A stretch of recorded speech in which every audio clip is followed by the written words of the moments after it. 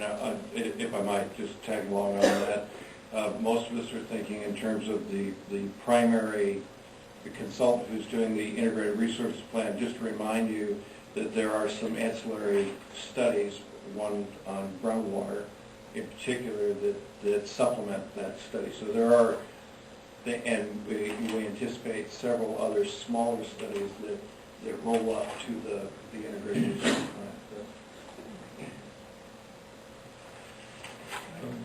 Director Mingo, on the integrated water resource, as the advisor, do you attend some of those meetings? What's that? As the board advisor, do you attend any of those? Yeah, I've been at the last meeting that we had with the consultants. I was there.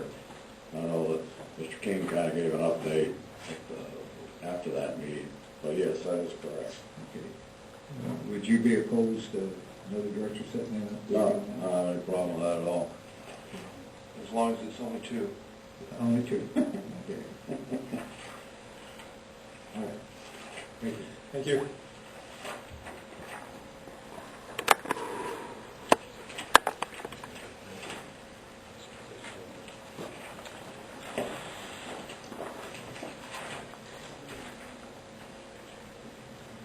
The amendment to the service agreement with Intrex and regarding the cost of service study.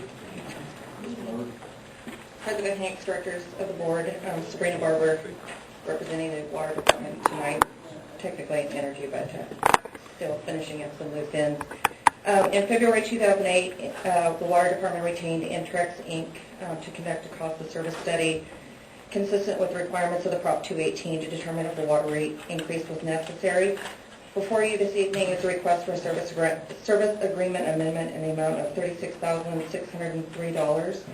This amendment is to cover the costs associated with the preparation and presentations of which will be held at the board meeting of March 10th, and also a public workshop scheduled for March 17th, and also to finalize the cost of service report. This is an informational item, and we plan to bring this back for action at the February 17th meeting. When we contracted with this company to do the work, this additional work was not anticipated, was not in the scope of work? Yeah, the scope did change slightly. Our initial service agreement was for $192,000. We did bring back, we had one service agreement amendment back in February, I believe, and that was to incorporate the 2009 budget. And also, they did a preliminary weekend rate analysis, so that was in the amount of $34,287, which brought their total service agreement up to $226,287. We ended up expending that amount because we wanted to present the board with some different options on the rate increase. We incorporated 3 different approaches. There was a single rate increase over the period from up to 2014, a phased approach, and then an annual increase approach. So there will be 3 of those options that you'll be able to view, or should have been in the documentation that you've already been provided. And as a result, in order to cover the costs of travel and preparation of the presentations that will be required for these 2 particular trips down, it caused an increase of $36,603, which is why we have... That additional work was required upon our request? Yes, and outside of the original scope. Any questions from the board? General Manager?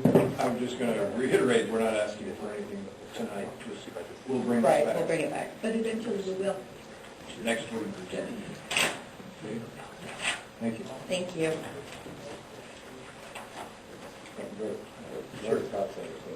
Yeah, go ahead. I had a question for Carlos. Larry Cox, Brawley. For the integrated resource plan, is the district hiring a consultant to do this, or is this going to be done in-house? But it's being done by a consultant. Okay, have you chosen that consultant yet? Oh, yes, this was, months ago. Okay, you know the name? I didn't remember the name of the consultant. Oh, it's CEI. CSI. CSI? No, GEI. GEI, okay. Is there a time frame scheduled for that, completion of that? Yes, was that May I believe, around early June? Yeah, the end of May, so we're anticipating July or June of 2009. To bring back to the board. June 2009. Okay, now is this something that's going to be brought through the Water Conservation Advisory Board for input or analysis? Oh, sure, well, we'll bring it through that committee. Sure, Okay. just like we bring energy stuff through ECAC. Okay, thank you.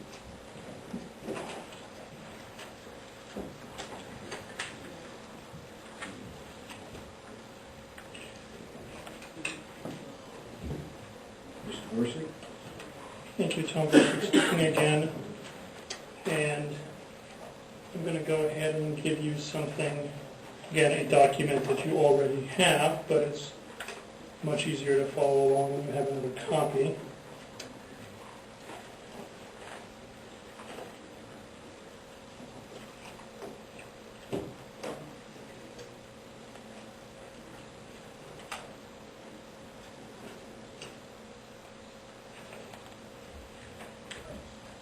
What this is the part of the board packet the last time Entrix was asking for money. Let me point out a few things, and I understand you're not taking action on it tonight, so this is obviously information. First of all, our office is actually pretty familiar with Entrix because they've, the gentleman who runs their economic branch, what used to be Northwest Economic Associates, has worked with and for our rate experts. So we have a good understanding of what their strengths and weaknesses are in this area.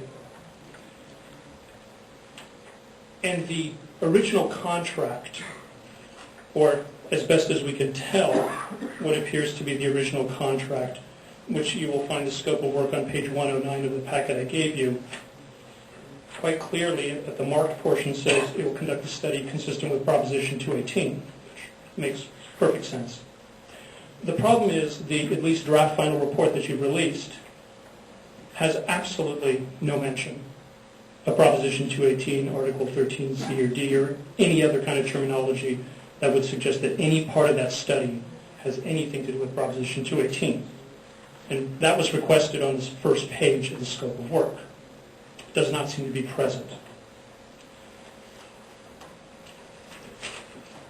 The second issue is that the draft final report that we've seen says it is following the American Water Works Association standards, which one can find in a book published in 2000.